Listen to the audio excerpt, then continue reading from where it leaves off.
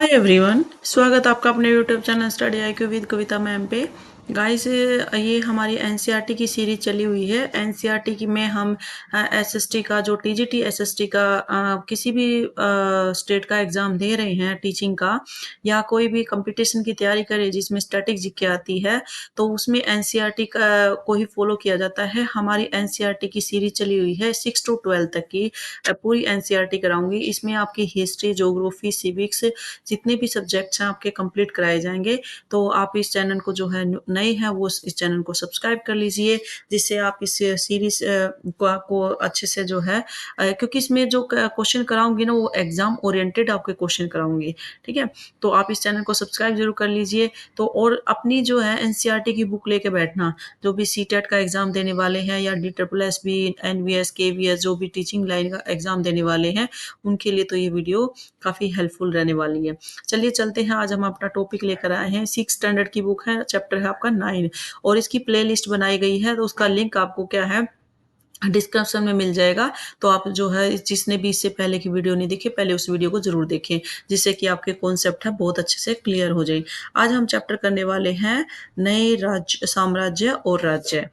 अब इसमें देखो, आप कोई भी चैप्टर एनसीईआरटी की बुक आप जब पढ़ते हैं तो उसमें कोई भी चैप्टर स्टार्ट करने से पहले उसके अंदर एक छोटी-सी है ना ये स्टोरी दी होती है। स्टोरी क्या होती है? जैसे ये लड़का है और इस लड़के को मतलब आप स्कूल में देखते होंगे, हम बच्चों को आजकल जैसे कोई भी रोल प्ले दिया जाता है, तो इस लड़के को राजा का जो है रोल प्ले करना था। और जब भी हम किसी चीज़ का सपोज़ करो, हम फ्रीडम फाइटर का, सुभाष चंद्र बोस का, या किसी भी फ्रीडम फाइटर का, या किसी नेता का, या किसी सुपरस्टार, जितने भी एक्टर्स हैं, किसी का भी रोल प्ले करते हैं, तो अंदर क्या होता है, उस रोल प्ले को लेके हमारे अंदर एक जो है फीलिंग भी आती है। अब जैसे इसमें इसको राजा बनना था, तो राजा की जैसे उसने पूरा प्रॉपर कॉस्ट्यूम उसने राजा का पहना हुआ था, उसकी मोस्टिस थी, काफ़ी बड़ी-बड़ी मोस्टिस थी, और उसने जो हाथ में तलवार वगैरह ले रखी थी इस लड़के ने। तो ये अपने आप को क्या है, उस फीलिंग में ले आया था कि भी मैं राजा बनने वाला हूँ, और अब मैं जो है बिल्कुल एक राजा की तरह जो है ये बिहेव करने लगा था। लेकिन जब इसको इसको पता चला कि इसको सिर्फ़ एक वीणा मतलब एक वीणा बजाते हुए बैठना है, बस खाली एक जैसे वीणा की बजानी है और एक कविता पाठ ही करना होगा, तो इसके मन में क्वेश्चन आता है कि ऐसा कौन-सा राजा था जो खाली एक वीणा ही बजाता, यानी संगीत का जो है प्रेमी था। तो उसी क्वेश्चन को लेकर ये जो है सोचने लगता है, और इसी के पर जो है ये पूरा चैप्टर बनाया हुआ है। अब आप देखते हैं क्या बताती हैं प्रस्तियाँ। प्रस्तियाँ क्या होती हैं? अब देखो, ये सबसे पहले तो देखो, गुप्त, ये जो समुद्रगुप्त था ना, ये गुप्त वंश का राजा था। ये कौन से वंश का राजा था? गुप्त वंश का राजा था। कौन? समुद्रगुप्त। पहला क्वेश्चन। मैं क्वेश्चन करो साथ-साथ कराती जाऊँगी, तो आपने नोट डाउन कर लिए, यहाँ लिखते चले जाइए अपने क्वेश्चन जो भी हैं। ठीक है? और जिसके पास बुक नहीं है, मैं इसको टेलीग्राम चैनल पे शेयर कर दूँगी। आप मेरे टेलीग्राम चैनल, इसका लिंक जो है आपको इस वीडियो के डिस्क्रिप्शन में मिल जाएगा, तो आप मेरे टेलीग्राम चैनल को जो है जॉइन कर लीजिए। जितने भी आपको डॉक्यूमेंट है, जितनी भी इम्पोर्टेंट नोटिस वगैरह हैं, सब कुछ मैं अपने टेलीग्राम चैनल पे डालती हूँ, तो उसको आप जो है जॉइन कर लीजिए। उसका लिंक इस जो या वीडियो है इसके डिस्क्रिप्शन पे आपको मिल जाएगा। चलिए आगे चलते हैं। समुद्रगुप्त के बारे में हमें इलाहाबाद में अशोक स्तंभ पर खुदे एक लंबे अभिलेख से पता चलता है। दूसरा क्वेश्चन आता है कि जो समुद्रगुप्त के बारे में अगर हमें पता करना है, तो ये कौन-सा अभिलेख था? इलाहाबाद अभिलेख था। जो अशोक का जो अभिलेख था, उससे हमें इसके समुद्रगुप्त के बारे में पता चलता है। और इसकी रचना, समुद्रगुप्त की रचना किसने की थी? इसका एक दरबारी कवि था, हरिसेन। हरिसेन कौन था? दरबारी कवि था और इसका मंत्री भी था। उसने जो है काव्य में इसको लिखा है। अब यह एक विशेष किस्म का अभिलेख है जिसे प्रस्ति कहते हैं। सबसे पहले क्वेश्चन आता है, प्रस्ति क्या होती है? प्रस्ति होती है एक विशेष अभिलेख, उसे क्या कहते हैं? प्रस्ति। यह एक संस्कृत शब्द है जिसका अर्थ होता है प्रशंसा। मतलब इसका कई बार पूछ लेता है कि बताइए प्रस्ति का मतलब क्या होता है? प्रशंसा। प्रस्ति का मतलब क्या होता है? प्रशंसा। प्रस्तियाँ लिखने का प्रचलन पहले भी था, और जैसे गौतमीपुत्र सातकर्णी की, यानी 8वें आप जो 8 चैप्टर है उसमें आपने पढ़ा होगा। परंतु गुप्त काल में इसका महत्व और भी बढ़ जाता है। अब आता है समुद्रगुप्त की प्रस्तियाँ। प्रस्ति का मतलब होता है प्रशंसा कि उसकी पहले के राजा महाराजा क्या करते थे, उनके जो दरबार में कवि होते थे और वो कवि क्या करते थे, इनकी प्रशंसा के बारे में लिखते थे, भी इन्होंने ये राज्य जीते हैं, ये इतना महान शक्तिशाली था, ये ऐसा राजा था, ये बहुत पावरफुल था। तो इनकी प्रशंसा के बारे में जैसे-जैसे ये बताते जाते थे, वैसे ही जो उनके बारे में वे लिखते थे। अब समुद्रगुप्त की जो प्रस्तियाँ हैं, वो क्या बताती हैं कि यह एक योद्धा था, युद्धों को जीतने आपको पता ही है कि समुद्रगुप्त जो है, एक महान योद्धा, युद्धों को जीतने वाला, इसे जो है पूरे सुबह उसकी इसको बोलते थे कि ये विश्व विजेता बोलते थे इसको कि विश्व को जो है जीतने वाला। विद्वान, एक उत्कृष्ट कवि के रूप में इसकी जो है भरपूर भर-भर के जो है इसकी प्रशंसा की गई है। इसको ईश्वर के बराबर भी बताया गया है, ठीक है? कि क्या बताया गया है इसको? ईश्वर के बराबर बताया कि जो समुद्रगुप्त था वो ईश्वर के बराबर था। वैसे ही एक वाक़या का इसमें जैसे आप देख सकते हैं कि ये इसके समुद्रगुप्त के बारे में दिया गया है। इसका शरीर जो था युद्ध के मैदान में अगर कोठारों, कुल्हाड़ियों, तीरों, भालों, बर्छों, तलवारों, लोहे की खदाओं, नुकीले तीरों और अन्य सैकड़ों हथियारों से लगे घाव के दाग से भरे होने के कारण अत्यंत सुंदर दिखता था। ये इसकी है ना प्रशंसा के बारे में लिखा गया है। तो आप जब भी प्रशंसा की बात हो तो आप देखना है कि इसमें सभी प्रशंसा के बारे में जो है लिखा गया है। इसकी जो है खूब प्रशंसा इसकी की तारीफ़ की गई है। अब आता है कि जो ये अब उसमें मतलब जो प्रश्न 89 है उसपे दिया हुआ है कि जो पूर्वी समुद्र तट के साथ-साथ एक क्रम में लाल बिंदु दिखेंगे, उसी तरह से कुछ क्षेत्र बैंगनी है, उसके बारे में लिखा गया है। मानचित्र के बारे में जो मानचित्र आएगा उसके बारे में। हरिसेन 4 विभिन्न प्रकार के राजा और उनके प्रति समुद्रगुप्त की जो है नीतियों के बारे में ये वर्णन करता है। इसमें वो बहुत इम्पोर्टेंट टॉपिक है ये और इसमें बहुत सारे क्वेश्चन बनते हैं, तो आप इसको साथ-साथ अंडरलाइन करना। ये कहता है आर्यावर्त, आर्यावर्त के उन 9 शासकों का जिन्हें समुद्रगुप्त ने हराकर उनके राज्यों को अपने राज्य में आर्यावर्त कौन होते थे? जो उनके जो 9 राज्य थे 9 शासक थे जिन्होंने समुद्रगुप्त को हराकर अपने राज्य में जो उन्होंने शामिल कर लिया था। दक्षिणापथ जो थे, वे भारत शासक थे और उनकी जो राजधानियाँ थी उन्होंने क्या किया था, सब के सब हार गए थे। जो दक्षिणापथ के जो राजा थे, वे हार कर जो है ना उन्होंने समुद्रगुप्त के सामने क्या कर दिया था, आत्मसमर्पण कर दिया था, दक्षिणापथ के जो राजा थे।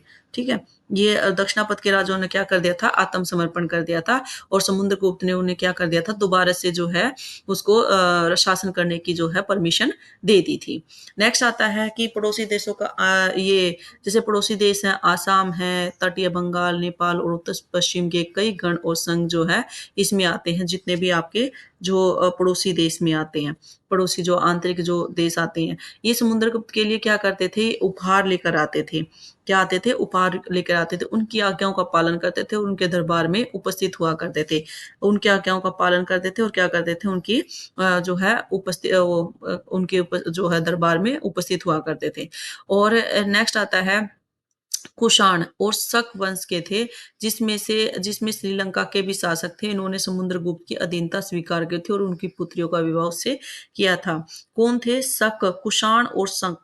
जो कुषाण और शक थे, वे कहाँ के राजा थे? श्रीलंका के राजा थे और उसने समुद्रगुप्त की जो है अधीनता को स्वीकार करके और अपनी उनकी जो बेटी थी, उनका विवाह क्या है उससे कर दिया था। तो इस ये क्वेश्चन कैसे बनता है? ये आप जैसे इसमें 4 ऑप्शन दिए हुए हैं। तो चारों ऑप्शन वो क्या करेंगे, इसमें पूछेगा कि निम्न में से कौन-सा समुद्रगुप्त की प्रस्तुति में नहीं लिखा गया है। तो इसमें किसी में भी जैसे इसमें आर्यावर्त के जो 9 की जगह भारत शासक कर देगा, तो आप इसमें जो जैसे लिखा हुआ है ना बिल्कुल एग्ज़ैक्ट वो लाइन उठाता है। दक्षिणावर्त के जो है इसमें देखो आर्यावर्त के तो 9 शासक थे, जिन्होंने समुद्रगुप्त ने इसको हराकर अपने साम्राज्य में मिला लिया था। आर्यावर्त के राजा को तो इन्होंने मिला लिया था जो शासक थे।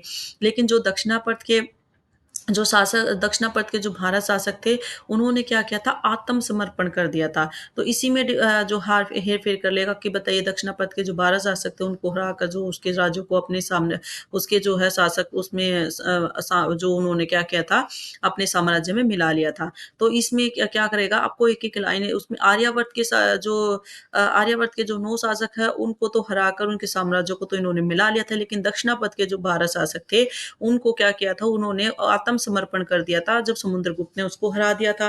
तो उसने क्या किया था, उसको फिर से अनुमति उसको दे दी थी। और जो ये पड़ोसी राज्य थे, इन्होंने ये क्या करते थे, इनके लिए उपहार वगैरह लेकर आते थे और इनकी आज्ञा का जो है पालन करते थे। और इसमें जैसे आप बात करते हैं कुषाण और शक थे, इन्होंने क्या किया था, ये मतलब कहाँ के शासक थे, श्रीलंका के थे। और इन्होंने समुद्रगुप्त ने इनकी अधीनता और को स्वीकार किया और अपनी पुत्री का विवाह इनसे कर दिया था। इनको ध्यान से पढ़ना है, बिल्कुल इसमें से क्वेश्चन एग्जैक्ट ही क्वेश्चन जो है वो पूछता है। वीणा बजाने वाला राजा, ये क्वेश्चन बहुत पूछा जाता है कि बताइए कि वीणा बजाने वाला राजा कौन-सा था? कौन-सा राजा था? ये समुद्रगुप्त था। कौन था? समुद्रगुप्त। और एक क्वेश्चन पूछा जाता है कि जो समुद्रगुप्त की परिस्थिति के बारे में किसने जो है लिखा है? तो ये हरिशेन ने लिखा है। किसने लिखा है? हरिशेन ने। और समुद्रगुप्त के कुछ अन्य गुणों को सिक्कों पर भी दर्शाया गया है। इस सिक्के में उन्हें वीणा बजाते हुए दिखाया गया है, यानी वीणा बजाते हुए जो है इन्हें दिखाया गया है।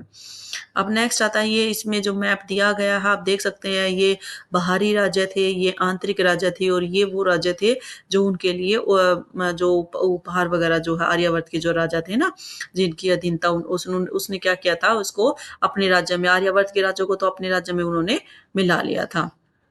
और जो शक और जो कुषाण थे, ये श्रीलंका के राजा थे। और इसने क्या किया था, जब इसको हराया गया था तो इन्होंने अपनी पुत्रियों का जो है इससे विवाह करा दिया था। अब नेक्स्ट आता है वंशावली के बारे में बात करता है। पहले इसको पढ़ लेते हैं, उसके बाद हम आगे बात करते हैं। जैसे विक्रम संवत 58 ईसा पूर्व में प्रारंभ होने वाले विक्रम संवत को गत रूप से गुप्त राजा समुद्रगुप्त द्वितीय के नाम से जोड़ा जाता है।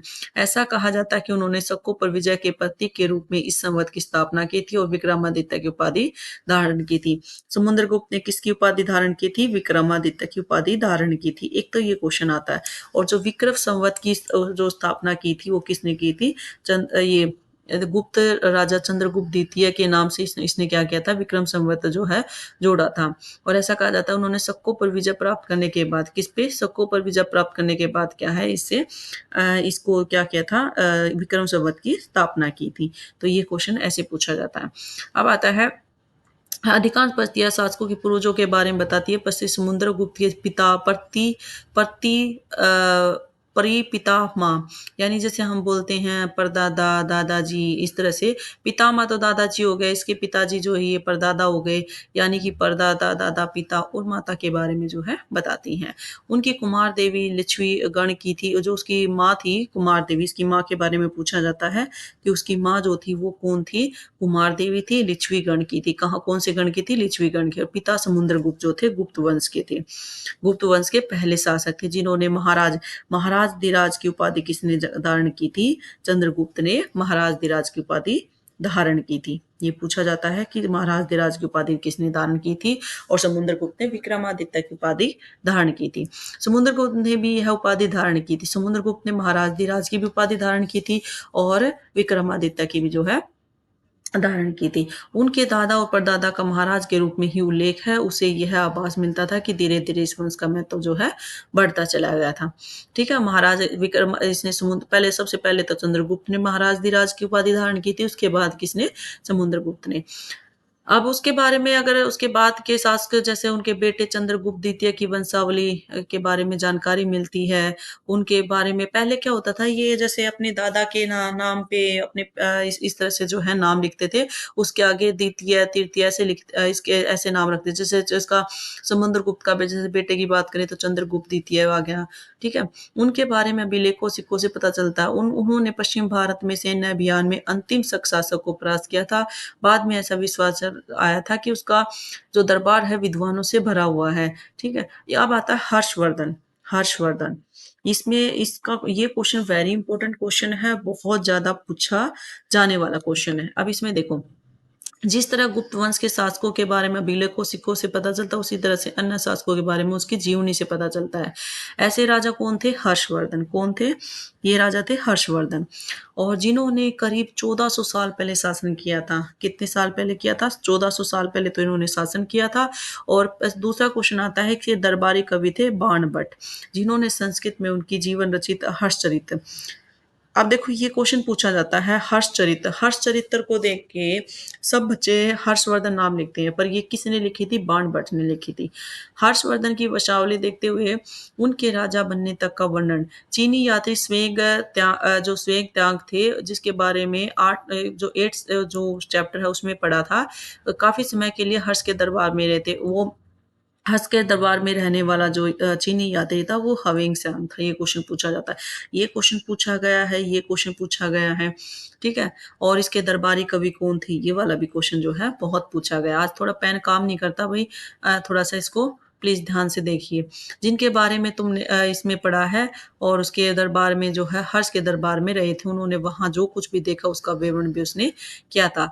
हर्ष अपने पिता के सबसे बड़े बेटे नहीं थे, पर अपने पिता और बड़े भाई की मृत्यु हो जाने पर थानेसर के वो बनते थे बना था। देखो ये क्या था कि बड़ा बेटा नहीं था जो हर्षवर्धन था, लेकिन इसने जो इसका वो था ना जीजा था, और इसका भाई मरने के बाद इस जो है ये ना राजा बने थे। क्योंकि इसके इसको क्या हो गया था, आपने जो जिसने भी हरियाणा का एग्जाम दिया है उसमें हरियाणा जीके में इसमें पढ़ते हैं। तो जो हर्षवर्धन था इसके बड़े भाई यानी बहनोई था, जो इसका जीजा था कन्नौज का शासक था। कहाँ का शासक था? कन्नौज का शासक था। और उसको क्या कर दिया है? मार दिया जाता है। बंगाल का जो शासक था उसको क्या कर देता है? मार देता है।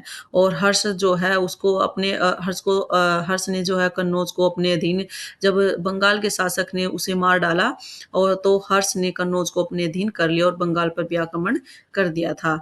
मगध तथा संभवतः बंगाल को भी जीतकर उन्हें पूर्व में जितनी सफलता मिली उतनी सफलता अन्य जगहों में नहीं मिली। जब उन्होंने नर्मदा नदी को पार कर दक्कन की ओर आगे बढ़ने की कोशिश की, तब चालुक्य नरेश पुलकेशिन द्वितीय ने उन्हें रोक दिया था। ये क्वेश्चन पूछा जाता है कि जब वो दक्कन की तरफ अभियान यानी उत्तर के जो उत्तर का था ना, ये जो बंगाल उत्तर पश्चिम को जीत कर जब वो दक्षिण की तरफ बढ़ रहा था, तो उसको किसने रोका था? तो पुलकेशिन द्वितीय था। ये था कौन? चालुक्य नरेश था।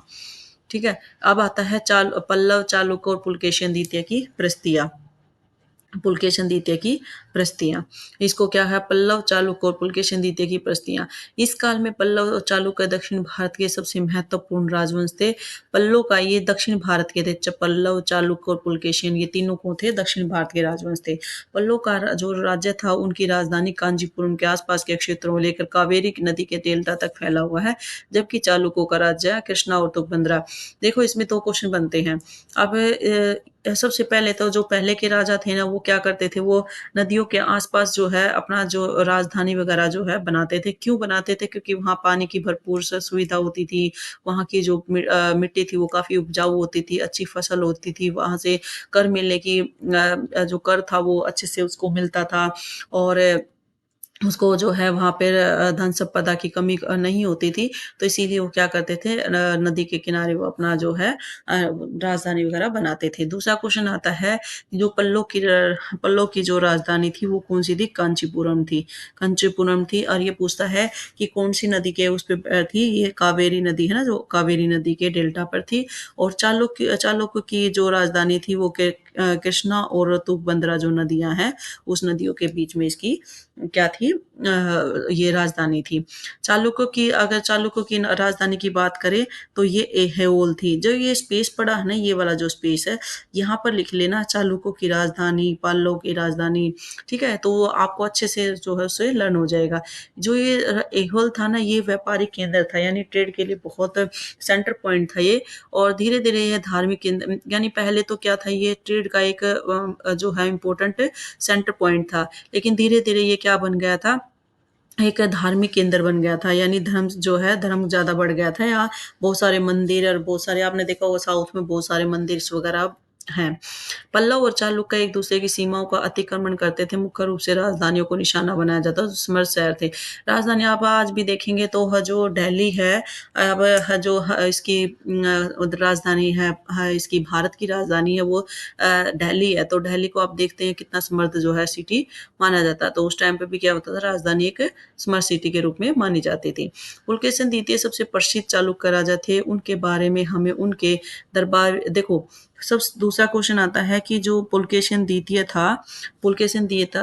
था उसका जो दरबारी कवि कौन था, वो रवि कीर्ति था। कौन था? रवि कीर्ति। और परिस्थिति के बारे में बता चुकी हूँ मैं, ये प्रशंसा के जो है लिखती थी, जितने भी राजा थे उनकी हमेशा उसकी जो ख्याति के बारे में जो है उसका एक्सप्लेन किया जाता था, उनकी उनको हारना ये चीज़ें उनके बारे में कम ही लिखा जाता था, लेकिन ज़्यादातर उनकी प्रशंसा जो है, जीत गया, पावरफुल था, ये काम उसने अच्छे से किया। उनके पूर्वजों खास तौर से पिछली 4 पीढ़ियों के बारे में जो है बताया गया। पुलकेशिन द्वितीय को उनके अपने चाचा से यह राज्य मिला था। कहाँ से मिला था? रवि कीर्ति कौन था? पुलकेशिन द्वितीय का दरबारी कवि था। ये जो ब्लैंक स्पेस है ना, ये वाला जो है, इसमें आप अपना इसको नोट डाउन कर लीजिए। उन्होंने पूर्व और पश्चिम दोनों समुद्री तटों इलाकों में अपने अभियान चलाए थे। इसके अतिरिक्त उन्होंने हर्ष को भी आगे बढ़ने से रोका था। जो रवि कीर्ति थे ना, उन्होंने जैसे पूर्व और दोनों समुद्री इलाकों में ये जो इतना वो था, उसका दरबारी कवि था, उसने जो है अभियान चलाया और उसने हर्ष को आगे बढ़ने से क्या कर दिया था? रोक दिया था। हर्ष का अर्थ होता है, हर्ष का मतलब तो आपको उसमें भी पढ़ते होंगे हिंदी में, आनंद होता है। ये अंडरलाइन करने की ज़रूरत नहीं है, ये सबको पता है। इस पराजय के बाद अब हर्ष नहीं रहा था। पुलकेशिन द्वितीय ने पल्लव राजा के ऊपर भी आक्रमण किया, जिसे कांचीपुरम की दीवार के पीछे शरण लेनी पड़ी थी। जो पुलकेशिन द्वितीय था, इसने क्या किया था, इसके जो पल्लव राजा था ना, उस पे भी आक्रमण किया और कांचीपुरम की जो सीमा थी, उसकी दीवार थी, उसके पीछे जो इसने शरण ली थी। चालुक्यों की विजय अल्पकालीन थी। लड़ाई से दोनों वंश दुर्बल होते गए थे। पल्लव और चालुक्यों को अंततः राष्ट्रकूट चोल वंशों ने समाप्त कर दिया था। ये पूछा जाता है कि पल्लव और चालुक्यों को किसने अंत किया था? ये राष्ट्रकूट और चोल वंशों ने जो है इनका अंत कर दिया था। अब इन राज्यों का प्रशासन कैसे चलता था? राजाओं को, जो पहले के राजा थे, इन राजाओं के लिए भूमि कर सबसे महत्वपूर्ण था। इनको भूमि कर क्योंकि इनका जो पहले का जो इनकम सोर्स था, वो क्या था राजाओं के लिए? भूमि कर सबसे ज़्यादा इम्पोर्टेंट माना जाता था। प्रशासन की प्राथमिक इकाई गाँव होते थे, लेकिन धीरे-धीरे जो है ये कई नए बदलाव आए थे। राजा ने आर्थिक, सामाजिक, राजनीतिक, सैन्य शक्ति रखने वाले लोगों का समर्थन जुटाने के लिए कई कदम उठाए थे। जैसे ये चीज़ें याद रखनी है, क्योंकि ये चीज़ें पूछी जाती हैं। ये जो सीटेट का एग्ज़ाम देने वाले एग्ज़ैक्ट ही क्वेश्चन उठाता है कि जो राजा थे, जो प्रशासन था इसमें, तो वो कैसे वो करते थे। देखो, प्रशासकीय पद आनुवंशिक बन गए थे, अर्थात बेटे अपने पिता का पद पाते थे। जैसे कि कवि हरिशेन अपने पिता की तरह ही महादंड नायक अर्थात मुख्य न्यायाधिकारी था। ये कौन था? हरिशेन जो था, इसका दरबारी कवि था, किसका था? समुद्रगुप्त का। और ये अपने पिता की तरह महादंड नायक और या मुख्य न्याय अधिकारी था। और कभी-कभी एक ही व्यक्ति कई पदों पर कार्य करता, जैसे हरिशेन एक महान दंड नायक होने के साथ-साथ कुमारमात्य अर्थात एक महत्वपूर्ण मंत्री, एक संधि विग्रह और अर्थात युद्ध और शांति के विषयों का भी मंत्री था। एक क्वेश्चन ये पूछा जाता है कि कुमारमात्य के जो है किसको कहा जाता था? तो ये आपका हरिशेन को कहा जाता था। ठीक है? ये एग्ज़ैक्ट क्वेश्चन उठाया जाता है, तो ध्यान से इसको पढ़ना है। वहाँ के स्थानीय प्रशासन में प्रमुख व्यक्तियों का एक बहुत बोलबाला था। इसमें नगर श्रेणी यानी मुख्य बैंकर और शहर का व्यापारी, सार्थवाह यानी व्यापारियों के काफ़िले का नेता, प्रथम कुलीक अर्थात मुख्य शिल्पकार और कायस्थों यानी लिपिकों के प्रधान जैसे लोग भी रहते थे। ये वेरी वेरी इंपॉर्टेंट पॉइंट्स हैं, और सीटेट वाले थोड़ा ध्यान से इसको पढ़ें। इस तरह की नीतियाँ कुछ हद तक प्रभावशाली थी, पर समय के साथ-साथ इनमें कुछ व्यक्ति इतने अधिक शक्तिशाली हो जाते थे कि संयुक्त राज्य भी स्थापित कर लेते थे। एक नई प्रकार की सेना क्या होती थी? अब इसमें देखिए, राजाओं की एक सुसंगठित सेना रखते थे, जैसे हाथी थे, रथ, घुड़सवार, पैदल सिपाही, सब इसमें इसके एक साथ जो है कुछ सेना नायक भी होते थे। और जब भी ज़रूरत होती थी तो राजा सैनिक को सहायता दिया करते थे। इन सेनाओं को कोई नियमित वेतन नहीं दिया बदले में इनको कुछ भूमि दान दिया जाता था। दी गई भूमि से ये कर वसूलते थे, जिससे वे सेना, घोड़ों की देखभाल करते थे। साथ ही वे इसे युद्ध के लिए हथियार जुटाते थे। इस तरह के व्यक्ति सामंत कहलाते थे। अब ये होता है सामंत, कौन होता है? सामंत। सामंत कौन होता है? जो ये उसमें सेना में जो भूमि वगैरह दी जाती थी और घोड़ों की देखभाल वगैरह सेना करते थे। जहाँ कहीं भी शासक दुर्बल होते थे, वे सामंत संततर होने की कोशिश करते थे। जहाँ भी शासक जैसे सपोज़ करो किसी का राजा जो है दुर्बल है, मतलब ज़्यादा पावरफुल नहीं है, तो ये सामंत अपने आप को क्या करते थे? फ्रीडम फ़ील करते थे कि इन पर कोई राज करने वाला नहीं है। दक्षिण राज्यों की सभाएँ क्या होती थी? पल्लव के अभिलेखों में कई स्थानीय सभाओं की चर्चा होती है। इनमें से एक था ब्राह्मण भूस्वामियों का संगठन, जिसे सभा कहते हैं। सभा क्या होती है?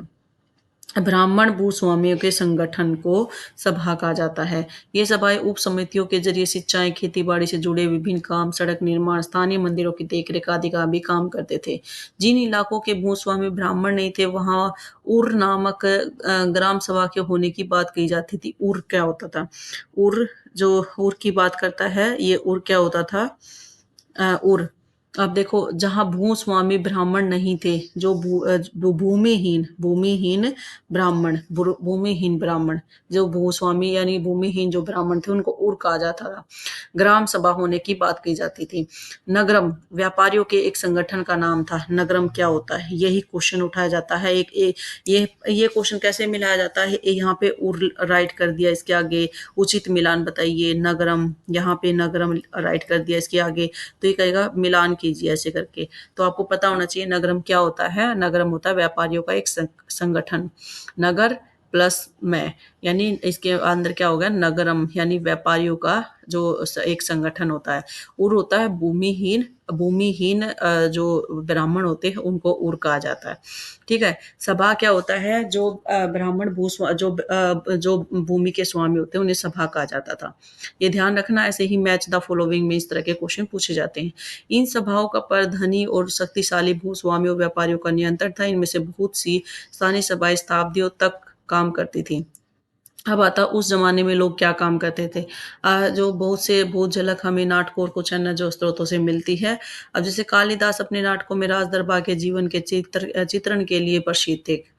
राज दरबार में अपने जो नाटक वगैरह लिखते थे। नाटकों में एक रोचक बात है कि राजा और अधिकांश ब्राह्मणों को संस्कृत बोलते हुए दिखाया जाता है, जबकि अन्य लोग महिलाएँ प्राकृत बोलते दिखाए जाते हैं। उनका सबसे प्रसिद्ध जो नाटक था अभिज्ञान, ये क्वेश्चन पूछा जाता है। अभिज्ञान शकुंतलम जो था वो किसकी रचना थी? ये कालिदास की रचना थी। और ये किस पे थी? दुष्यंत एक राजा था और शकुंतला नाम की एक युवती थी, प्रेम कहानी पर जो है लिखी गई है। एक गरीब मछुआरे के साथ राजकर्मियों के दुर्व्यवहार की भी बात इसमें कही गई है। ये इतना इम्पोर्टेंट नहीं है, बाकी एक बार रीड आउट ज़रूर कर लीजिए, एक स्टोरी आपको पता होनी चाहिए। चीनी यात्री फायान का ध्यान उन लोगों की दुर्गति पर गया, जिन्हें ऊँचे और शक्तिशाली लोग अछूत मानते थे। कौन था? फासियन चीनी यात्री था और जो भी लोग उनको जो है उसकी अच्छे से व्यवहार नहीं करते थे और जो ऊंचे लोग और जो शक्तिशाली लोग थे वो अछूत मानते थे। इन्हें शहरों के बाहर रखना पड़ता था। वे लिखते थे अगर इन लोगों को शहर या बाजार के भीतर आना होता तो सभी को आगाह करने के लिए लकड़ी के एक टुकड़े पर चोट करते रहते थे। यह आवाज सुनकर लोग सतर्क होकर अपने को छू या जाने या किसी प्रकार जैसे छुआ-छूत आपने देखा होगा कि आपके जो दादे परदादे हैं, वे भी मतलब ये चीज़ें तो आप लोगों ने यानी अपने मम्मी-पापा से पूछना उन लोगों ने भी देखा होगा कि वो कैसे जो है छूत-अछूत का वो मतलब अभी भी पहले भी करते थे, आज से 20-30 साल पहले। एक जगह बाणभट्ट द्वारा भी ये अभिज्ञान पर लिखी गई राजा की सेना का जो सचिव चित्रण, ये आप पढ़ लेना। इसमें राजा की सेना के बारे में जो है लिखा गया है कि कैसे-कैसे वो जो है सेनाएँ रखते थे। तो अब ये था भई आपका जो चैप्टर था इसमें आप देख सकते हैं आप है ना इस चैप्टर को पहले पढ़ के और उसके बाद में ये क्वेश्चन ज़रूर करें। ये जैसे क्वेश्चन दिए हुए हैं ना कि परिस्थिति क्या होती है समुद्रगुप्त के लिए आर्यवर्त के शासक जो है समुद्रगुप्त के लिए भेंट लाते हैं। सही और गलत बताना है आपको। ठीक है? मैं तो अगर आपने ये सही कर दिया जैसे मैं आपको बता रही थी उसमें देखो उसमें से एक एग्ज़ैक्ट क्वेश्चन उठा रखा है। तो ये सही था समुद्रगुप्त के क्या आर्यवर्त के जो शासक थे क्या समुद्रगुप्त के लिए सच में भेंट लेकर आते, उपहार लेकर आते थे। हरिश्चंद्र ने गौतमी पुत्र से सातकर्णी की प्रशंसा में प्रस्ती लिखी थी। राइट रॉन्ग बताना है। दक्षिणापथ में 12 शासक होते थे। तो ये आपको पता मतलब राइट रॉन्ग है इसका आंसर मैं अभी नहीं बताऊँगी क्योंकि इसमें आप अगर राइट रॉन्ग जैसे आप चैप्टर करेंगे ना तो उसके बाद खुद से सोल्व करेंगे तो आपको कॉन्फिडेंस आएगा। जैसे गुप्त शासकों के नियंत्रण में 2 महत्वपूर्ण केंद्र तक्षशिला और मदुरै थे। गुप्त शासक जो थे उसके नियंत्रण में कौन-कौन से केंद्र थे? आप देख सकते हैं उसमें ऐहोल पल्लव की राजधानी थी। ऐहोल के बारे में भी पढ़ा आपने, ठीक है? और महत्वपूर्ण जो केंद्र थे वो आपने अभी पढ़े थे इसके अंदर। दक्षिण भारत में स्थानीय सभाएँ सदियों तक काम करती थी, ये भी अभी पढ़ा आपने। तो ये चीज़ें आप सोल्व करके देखना तो आपको बहुत अच्छे से आपको समझ में आएगी। अब ये देखो ये आपने ये भी पढ़ा था ये इसका जो रिमेंबर के लिए है ये 1700 साल पहले तो गुप्त वंश था और हर्षवर्धन का शासक जो था 1400 साल पहले का था। तो ये था गाइज़ आपका 6 स्टैंडर्ड की बुक है, नए राजा और राज्य नए साम्राज्य और राज्य। आपने हर्षवर्धन के बारे में पढ़ा और किसके विषय में पढ़ा है? समुद्रगुप्त के विषय में जो है इसमें पढ़ा था। तो इसमें जितने क्वेश्चन बनते थे मैंने सभी क्वेश्चन अंडरलाइन करवा दिए हैं, ठीक है? और जो भी अगर इससे रिलेटेड कोई भी आपको डाउट्स हैं, तो वो डाउट प्लीज़ मुझे कमेंट बॉक्स में ज़रूर पूछें, उसको क्लियर किया जाएगा। और जो भी नए हैं इस चैनल को सब्सक्राइब कर लीजिए, लाइक शेयर कीजिए और बेल आइकन दबाना ना भूलें, जिससे आने वाली वीडियो का नोटिफिकेशन आपको मिलता रहे। और ये जो 6 टू 12 तक की ये जो भी एनसीईआरटी की बुक है, बिल्कुल डिटेल में आपको जो है एक्सप्लेन की जाएगी, तो आप इस चैनल को ज्वाइन करिए।